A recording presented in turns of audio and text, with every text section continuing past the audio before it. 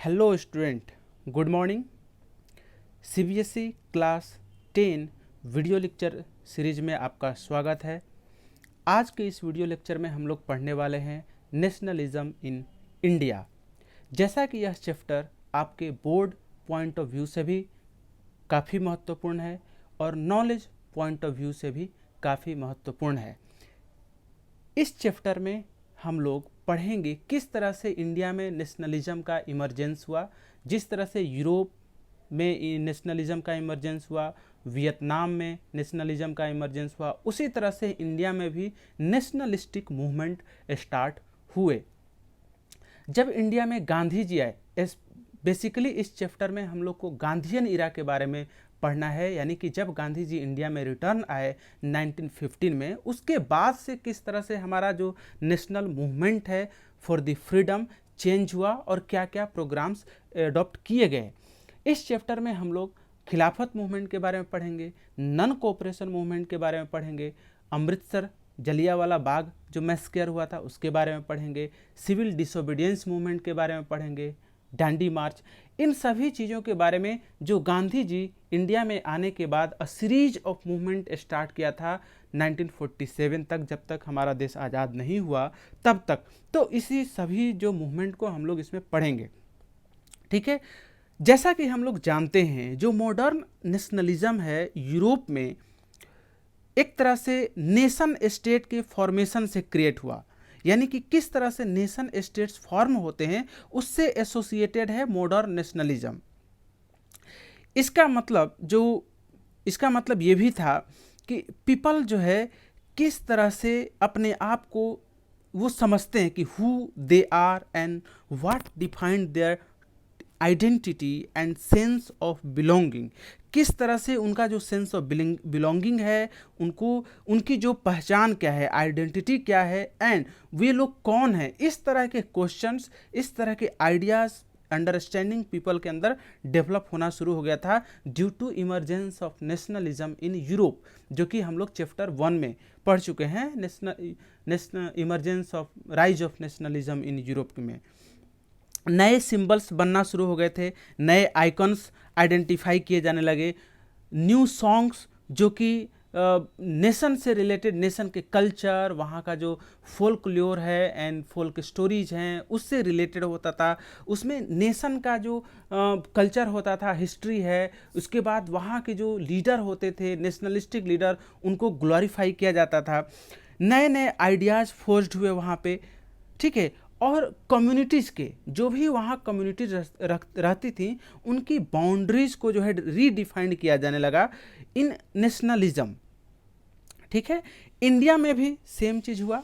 In India like other colonies, जैसे other colonies में कौन, लाइक आपको वियतनाम है, वियतनाम के बारे में हम लोग को पढ़ना है, जो सेकेंड चैप्टर है हिस्ट्री का उसमें वियतनाम के बारे में पढ़ना था। तो जो अदर कॉलोनियल कंट्री हैं या फिर यूरोपियन ले लें या एशियन, ठीक है ना, उनकी तरह ही भारत में भी जो मॉडर्न नेशनलिज्म है वो काफ़ी क्लोजली जो एंटी कॉलोनियल मूवमेंट है उससे रिलेटेड है, क्योंकि हमारे यहाँ जितने भी मूवमेंट स्टार्ट हुए वो किसके अगेंस्ट हुए, कॉलोनियल जो रूल था उसी के अगेंस्ट, ब्रिटिश रूल के अगेंस्ट हुआ। सो दैट्स वाई जो मॉडर्न नेशनलिज्म है इंडिया में वो भी क्या है, closely, intimately means very closely connected to anti colonial movement. People जो इंडियन पीपल थे वे लोग discovering their unity in process of their struggle, यानी जो भी यहाँ के लोग थे या किसी भी कंट्री में जहाँ पे कॉलोनियल एस्टेब्लिशमेंट के अगेंस्ट मूवमेंट स्टार्ट हुआ, वहाँ पे लोग जो लोकल पीपल हैं वो अपने स्ट्रगल में, ठीक है ना, अब लोग जो है अपनी यूनिटी को ढूंढना शुरू कर दिए उस कॉलोनियलिज्म के साथ स्टडी में, और sense of being oppressed under colonialism provided shared bond between different groups. जो डिफरेंट ग्रुप्स है, डिफरेंट कम्युनिटी थी, like tribal, peasants, artisans, urban area में जो लोग रहते थे, ठीक है, वर्किंग क्लास, जो वर्क फोर्स था, इन सभी के बीच एक बॉन्ड बनने लगा। क्यों बॉन्ड बनने लगा, यूनिटी क्यों बनने लगी, क्योंकि सभी जो है कॉलोनियल एस्टेब्लिशमेंट कोलोनियलिज्म के अगेंस्ट जो है स्ट्रगल कर रहे थे। तो यहाँ पे आपको एक क्वेश्चन हो सकता है कि किस तरह से how colonialism force the people to unite, ठीक है ना। आपको यहाँ पे क्वेश्चन हो सकता है, यह जो क्वेश्चन है वेरी बेसिक क्वेश्चन हो सकता है आपको, लाइक जैसे कि how colonialism, okay,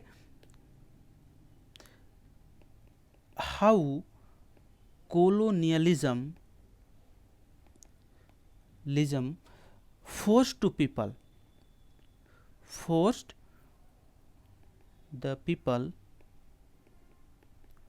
to unite, ठीक है। इस तरह से क्वेश्चन यहाँ पे आपको 1 मार्क या 2 मार्क वेरी शॉर्ट आंसर में हो सकता है, ठीक है ना। तो इसको ध्यान में रखना है। अब आगे बढ़ते हैं हम लोग कि जो है द फर्स्ट वर्ल्ड वार जो हमारा टॉपिक है आता है, फर्स्ट वर्ल्ड वार खिलाफत एंड नॉन कोऑपरेशन मूवमेंट किस तरह से स्टार्ट हुआ। देखिए फर्स्ट वर्ल्ड वार 1914 में इंड हुआ था, सॉरी मिस्टेक्स, 1914 में स्टार्ट हुआ था। फर्स्ट वर्ल्ड वार 1918 में स्टार्ट हुआ था, और इसमें फर्स्ट वर्ल्ड वार किसके किसके बीच हुआ था, अलाइड नेशन और एक्सिस नेशन के बीच। सो फर्स्ट वर्ल्ड वार में एक आफ्टर फर्स्ट वर्ल्ड वार एक new economic and political situation world में क्रिएट हुआ। इसमें जो है huge increase in defence expenditure which was financed by war loan and increasing taxes. First world वार में जो कुछ भी जो प्रोडक्शन हो रहा था, इसमें डिफेंस प्रोडक्शन ज़्यादा हो रहा था। जितने भी आपको जो बेसिक रिक्वायरमेंट की चीज़ें थी वो उसे जो है नेग्लेक्ट कर दिया गया। जितने भी प्रोडक्शन फैसिलिटी थी उन सब में सिर्फ और सिर्फ डिफेंस रिक्वायरमेंट को प्रोड्यूस किया जाता था, जिससे जो ज़रूरी चीज़ें हैं उसे इग्नोर कर दिया गया। और इसका असर कहाँ हुआ, फाइनेंस पे, क्योंकि एक्सपेंडिचर बढ़ रहा था। जब एक्सपेंडिचर बढ़ेगा तो आपका फाइनेंशियल कंडीशन खराब होगा। सो इस एक्सपेंडिचर को फुलफिल करने के लिए वार लोन लिए जाते थे, या फिर जो टैक्सेस वगैरह होते थे वो बढ़ा दिया जाता था गवर्नमेंट के थ्रू। कस्टम ड्यूटीज रेज कर दिए गए, यानी कस्टम ड्यूटीज को इंक्रीज कर दिया गया। इनकम टैक्स इंट्रोड्यूस किया गया ड्यूरिंग फर्स्ट वर्ल्ड वार। जो प्राइस हैं वो कमोडिटीज़ के प्राइस बहुत ज़्यादा इंक्रीज हो गए, ठीक है। और एक अनुमान के अनुसार 1913 और 1918 के बीच में जो भी कम्युनिटी थी, due to hardship of first world war, जो प्राइस है वो डबल हो गया। जो विलेजर्स हैं उनको सोल्जर प्रोवाइड करने के लिए, सप्लाई करने के लिए कहा गया, और फोर्स्ड रिक्रूटमेंट एडॉप्ट किया गया। सो ये फोर्स्ड रिक्रूटमेंट क्या है, व्हाट इज फोर्स्ड रिक्रूटमेंट? देखिए फोर्स रिक्रूटमेंट होता है कि एक ऐसा process by which colonial state forced people to join the army. Okay, क्या होता है यह? एक ऐसा प्रोसेस है जिसमें कॉलोनियल स्टेट पीपल को आर्मी ज्वाइन करने के लिए फोर्स करते हैं, यानी कि आपको नेसेसरी है, वार में जाना ही जाना है, आर्मी में जो है ज्वाइन करना ही करना है। इससे जो रूरल पीपल है काफ़ी जो है उनके अंदर बहुत गुस्सा भर गया, वे नहीं चाहते थे ऐसा करना। In rural area caused wide spread anger against colonial establishment. Crop failed हो गए थे, मेनी पार्ट्स ऑफ इंडिया में क्रॉप फेल्ड हो गए थे। 1918 टू 1919 और 1920 टू 1921 में फूड शॉर्टेज बहुत ज़्यादा हो गया, ठीक है। और ये जो एंगर है और ज़्यादा एक तरह से अकम्पनीड बाय इन्फ्लुएंजा एपिडेमिक। 1921 में इन्फ्लुएंजा आ गया था इंडिया में, एक तरह से मतलब वायरस, जिस तरह से आज पैंडेमिक चल रहा है वैसा ही उस समय भी जो है बहुत बड़ा एक एपिडेमिक चारों तरफ इंडिया में फैल गया था, जिसके वजह से 12 to 13 मिलियन पीपल जो है डेथ कर गए थे, पेरिस्ट हो गए थे, मतलब डेथ कर गए, बहुत लोग उससे अफेक्टेड हुए, ठीक है। और इस एपिडेमिक का रिजल्ट हुआ फेमाइन एंड, ठीक है, फेमाइन, यानी कि ड्यू टू फेमाइन और एपिडेमिक की वजह से ये लोग डेथ कर गए। तो ये था एक हार्डशिप, किस तरह से जो है हार्डशिप क्रिएट हुआ। तो यहाँ पे आपको क्या क्वेश्चन हो सकता है इस टॉपिक से, ये जो इंट्रो टॉपिक है यहाँ से आपको क्वेश्चन हो सकता है कि explain the hardship.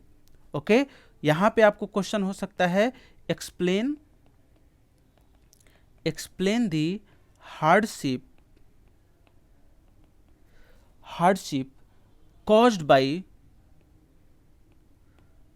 by war, ठीक है, for common people, for the common people. इसके बाद आपको हो सकता है कि व्हाट इज फोर्स्ड रिक्रूटमेंट, ये भी क्वेश्चन हो सकता है यहां से आपको, व्हाट इज फोर्स्ड रिक्रूटमेंट, ठीक है, ये सभी आपको क्वेश्चन हो सकते हैं। अब आते हैं हम लोग गांधी जी के आइडिया ऑफ सत्याग्रह पे। आइडिया ऑफ सत्याग्रह क्या है? देखिए, जब महात्मा गांधी 1915 में साउथ अफ्रीका से रिटर्न हुए थे, वहाँ पे उन्होंने एक सक्सेसफुली सत्याग्रह कंडक्ट किया था, जिस via mass agitation, mass protest के थ्रू। जो आइडिया ऑफ सत्याग्रह है वो इम्फेसाइज करता है the power of truth and need to search for truth को। आइडिया ऑफ सत्याग्रह किसको करता है? Power of truth and search for truth को। आइडिया ऑफ सत्याग्रह सजेस्ट करता है कि यदि आपका कॉज सही है, if the cause was true, if the struggle was against injustice, then physical force was not necessarily to fight oppressor. मतलब कि यदि आप सत्य के रास्ते पे हो, सत्य के पथ पे हो, आप इनजस्टिस के अगेंस्ट स्ट्रगल कर रहे हो, तो आपको फिजिकल फोर्स यूज करने की जरूरत नहीं है ऑप्रेसर के अगेंस्ट। विदाउट सीकिंग वेंजेंस, बिना बदला लिए, या विदाउट बीइंग एग्रेसिव, बिना एग्रेसिव हुए भी हम लोग जो सत्याग्रही हैं वो नॉन वायलेंस के थ्रू बैटल विन कर सकते हैं। ऐसा महात्मा गांधी का जो है कहना था और मानना था।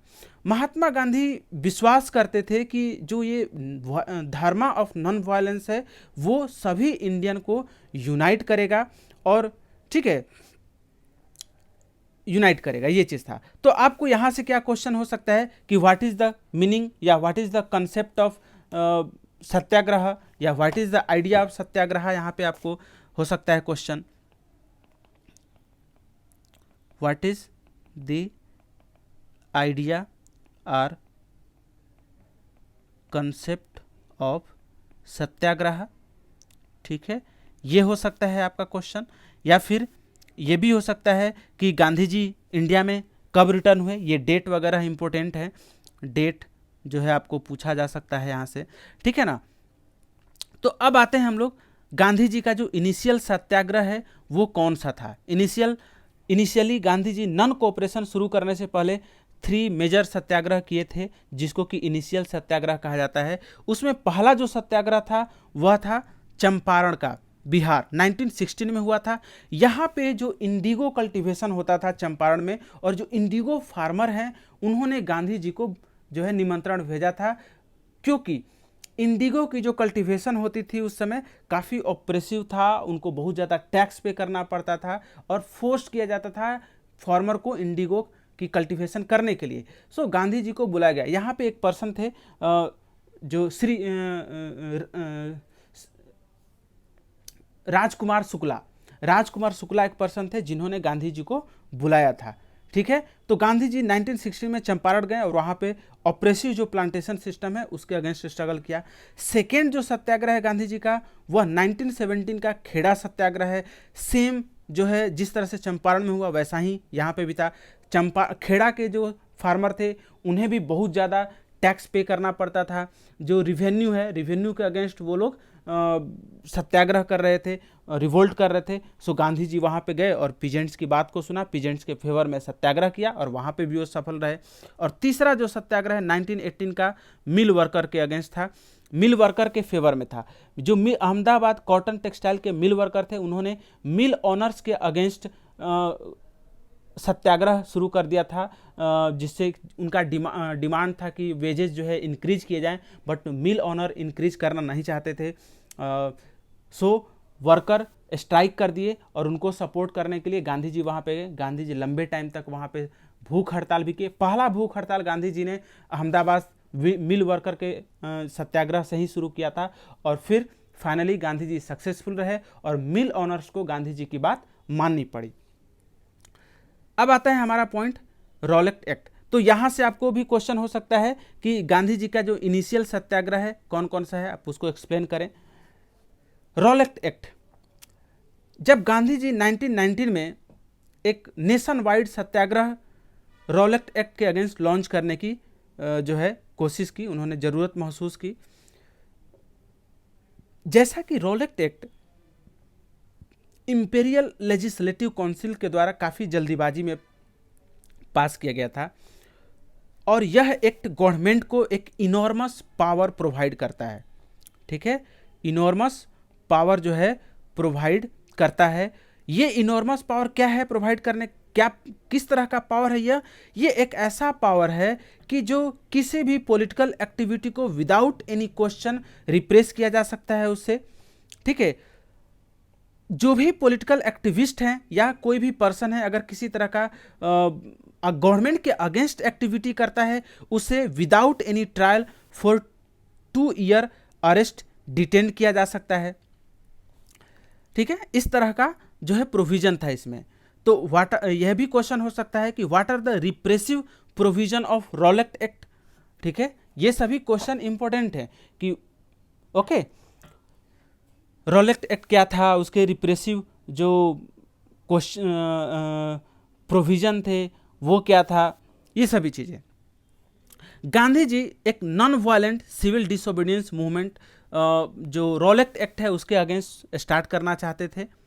ठीक है, और यह जो मूवमेंट है स्टार्ट हुआ 6 अप्रैल को विथ हड़ताल स्टार्ट हुआ। ठीक है ना, 6 अप्रैल को, यानी कि आप कह सकते, हम क्वेश्चन हो सकता है यहाँ पे कि किस एक्टिविटी के साथ जो है नॉन अगेंस्ट रॉलेट एक्ट के अगेंस्ट मूवमेंट स्टार्ट हुआ था, तो वह एक्टिविटी थी हड़ताल। ठीक है, with which activity the civil disobedience against Rowlatt Act started, answer is हड़ताल ऑन 6 अप्रैल। तो चारों तरफ रैलीज ऑर्गेनाइज किए गए, जो वर्कर हैं वो स्ट्राइक पे चले गए, रेलवे वर्कशॉप और जो भी शॉप्स थे वो सब क्लोज कर दिए गए। लोकल लीडर अमृतसर से पिकअप कर लिए गए। ठीक है ना, Amritsar, local leaders were picked up from Amritsar, Amritsar से बहुत सारे लीडर को अरेस्ट कर लिया गया था। एंड महात्मा गांधी को दिल्ली में इंटर करने से रोक दिया गया। 10 अप्रैल को अमृतसर में पुलिस ने, जो एक पीसफुल प्रोसेसन हो रहा था, पीपल पीसफुली प्रोटेस्ट कर रहे थे, उस पर फायरिंग कर दी गई पुलिस के द्वारा। यह जो फायरिंग है वो लोगों को प्रोवोक किया और लोग पोस्ट ऑफिस और रेलवे स्टेशंस वगैरह पे अटैक करके उसको डिस्ट्रॉय करना शुरू कर दिए। इसके बाद अमृतसर में मार्शल लॉ इम्पोज कर दिया गया और जनरल डायर पूरे अमृतसर का कंट्रोल अपने हाथ में ले लिया। 13 अप्रैल 1919, 13 अप्रैल 1919 का वह बहुत ही एक भयावह दिन हम उसको कह सकते हैं, एक काला दिन उसको हम कह सकते हैं अपने इतिहास का, जिस दिन हजारों लोगों के ऊपर अनायास ही without any warning, without any caution, without any question open firing कर दी गई और देखते ही देखते कुछ ही पलों में हजारों लोग डेथ कर गए। यह दिन था, इस दिन को जलियांवाला बाग हत्याकांड, जलियांवाला बाग मस्केयर के नाम से जाना जाता है। 13 अप्रैल 1919 को बैसाखी था। कुछ लोग जलियांवाला बाग में, अमृतसर के जलियांवाला बाग में बैसाखी सेलिब्रेट करने के लिए आए हुए थे और कुछ लोग अपने जो उनके लोकल लीडर थे उनके फेवर में प्रोटेस्ट करने आए थे। जैसे ही यह खबर जनरल डायर को मिली, जनरल डायर अपनी फौज को लेकर के जलियांवाला बाग की तरफ मूव कर जाता है। और सबसे दुखद बात यह होती है कि जलियांवाला बाग में सिर्फ एक ही रास्ता है आने और जाने दोनों का। वह पूरा जो एरिया है ऊंची ऊंची दीवारों से घिरा हुआ है। जनरल डायर मेन जो एंट्रेंस है उसको ब्लॉक कर देता है अपनी आर्मी से चारों तरफ उसको घिरवा लेता है, पूरी दीवार को, पूरे बाग को, और फिर बिना वार्निंग के ओपन फायरिंग का ऑर्डर देता है। चारों तरफ से गोलियां चलती हैं और हजारों लोग उसमें मारे जाते हैं। ठीक है,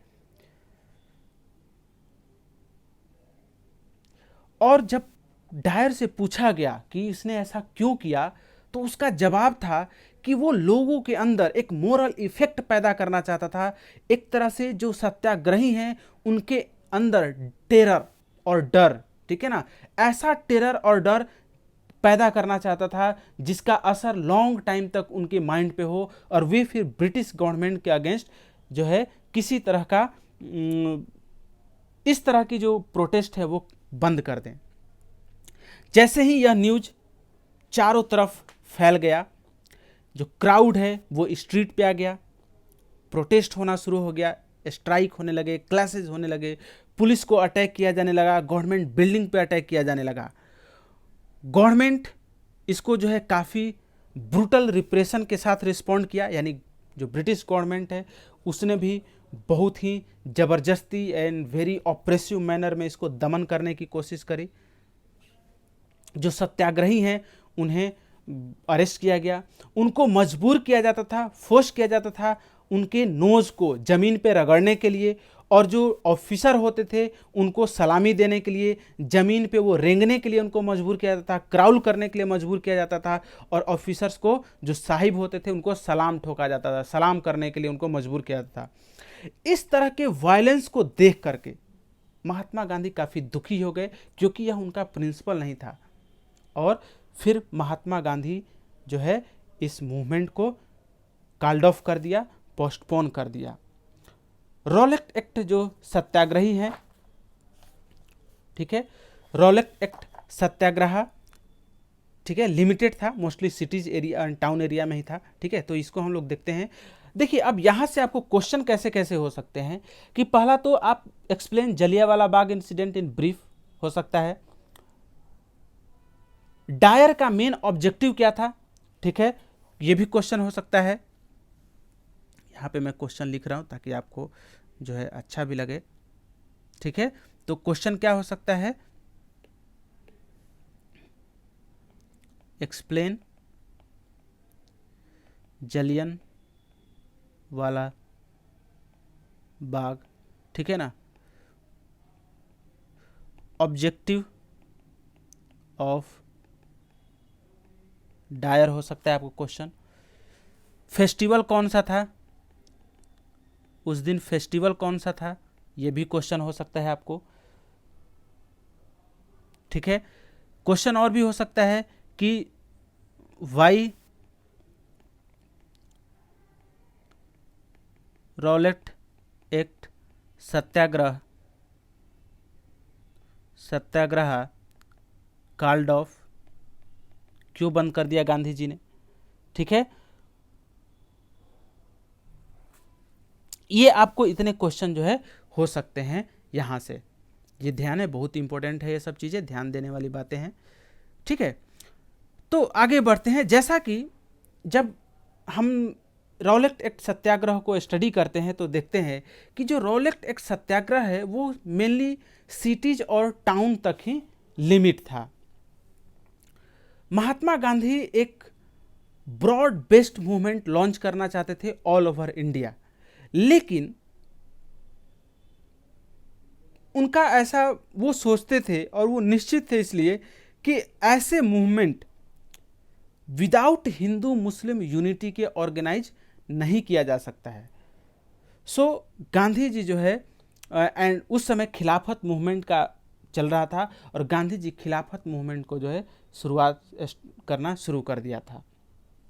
ठीक है, तो खिलाफत मूवमेंट क्या है, खिलाफत मूवमेंट को सपोर्ट करना शुरू कर दिए। खिलाफत मूवमेंट क्या है, देखिए जब फर्स्ट वर्ल्ड वार एंड हुआ तो उसमें ऑटोमन एम्पायर जो कि टर्की पे रूल करता था उसकी भी हार हो गई थी, क्योंकि ऑटोमन एम्पायर एक्सिस नेशन का पार्ट था और अलाइड नेशन उसमें विन कर गया था और एक्सिस नेशन हार गया था, तो ऑटोमन एम्पायर भी हार गया था।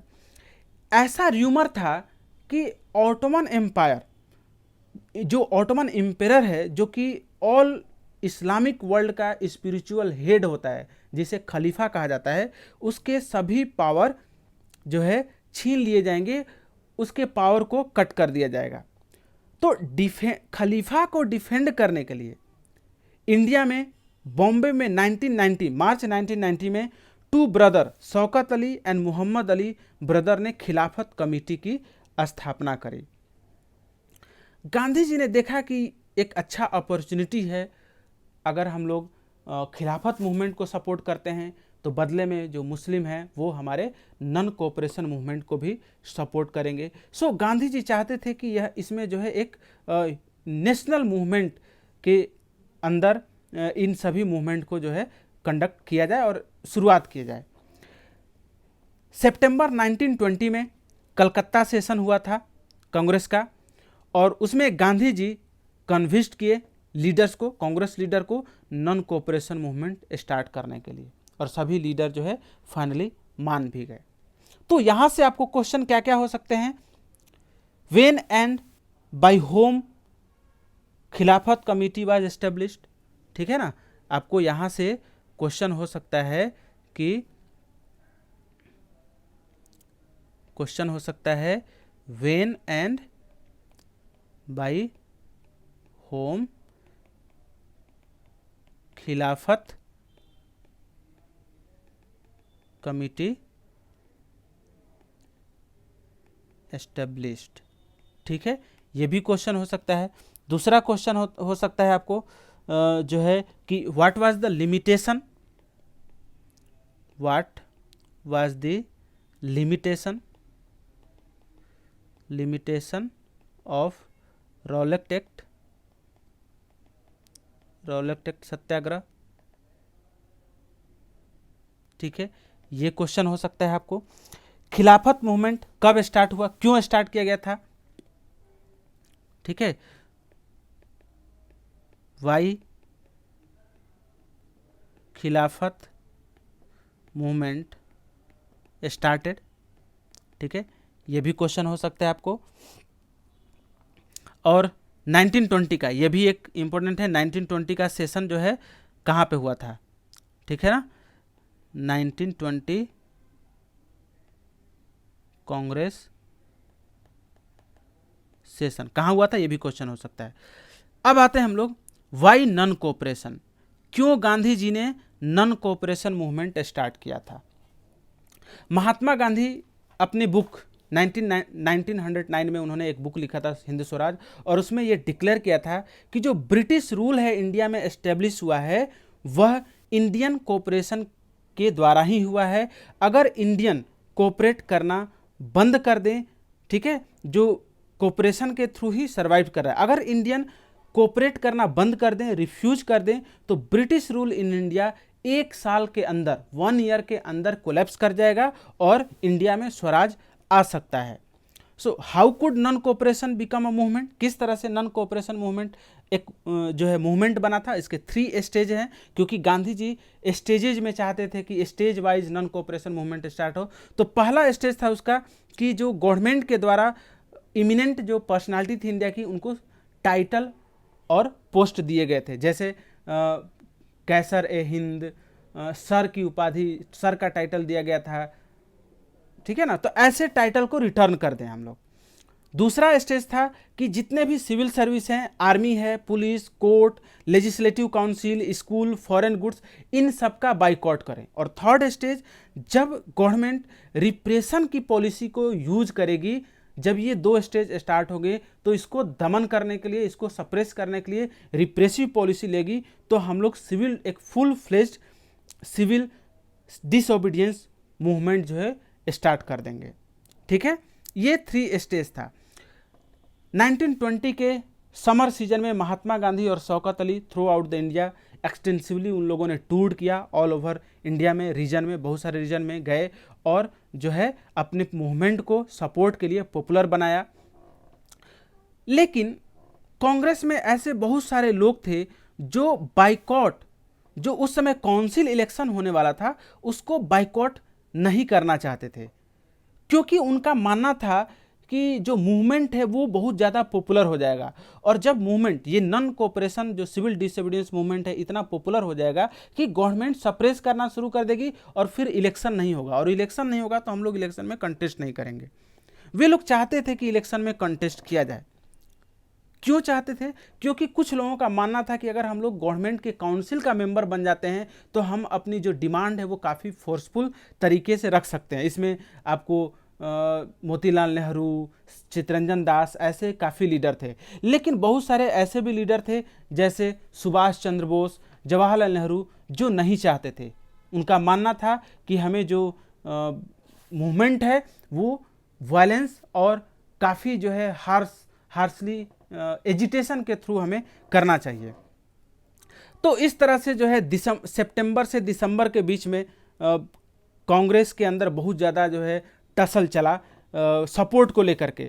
लेकिन फाइनली दिसंबर 1920 में कोलकाता में सेशन, कांग्रेस का सेशन हुआ और उसमें सभी लीडर मान गए और जो नॉन कोऑपरेशन मूवमेंट है उस प्रोग्राम को अडॉप्ट कर लिया गया। और उसके बाद नॉन कोऑपरेशन मूवमेंट जो है स्टार्ट हो गया इंडिया में।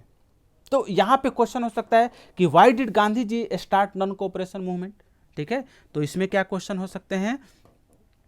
क्वेश्चन है व्हाई डिड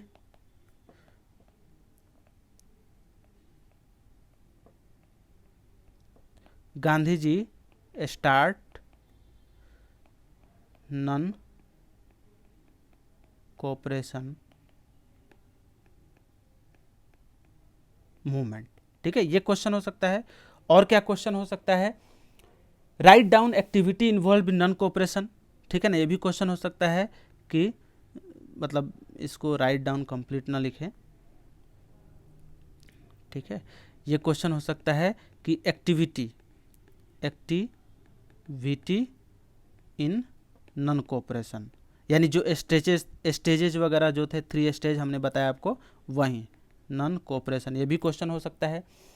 ये भी क्वेश्चन हो सकता है कि व्हाई सम कांग्रेस लीडर